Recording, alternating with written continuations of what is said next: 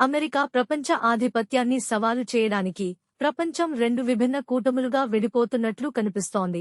విశ్లేషకులు ప్రధానంగా Donald Trump నాయకత్వంపై పెరుగుతున్న నమ్మకం లేకపోవడమే ఈ మార్పుకు కారణమని చెబుతున్నారు. ఈ మార్పు వెనుక ఉన్న ముఖ్య కారణాలు మీకోసం. స్వదేశానికి తిరిగి వస్తున్న బంగారు నిల్వలు. గత 50 సంవత్సరాలుగా అమెరికాలో తమ బంగారాన్ని నిల్వ చేసిన తర్వాత అనేక యూరోపియన్ దేశాలు ఇప్పుడు ఆ నిల్వలను స్వదేశానికి తీసుకురావడానికి చర్యలు తీసుకోవడం, తుఫాను ముందు ప్రశాంతత వంటి ముందు జాగ్రత్త చర్యగా విశ్లేషకులు ఈ చర్యను వివరిస్తున్నారు.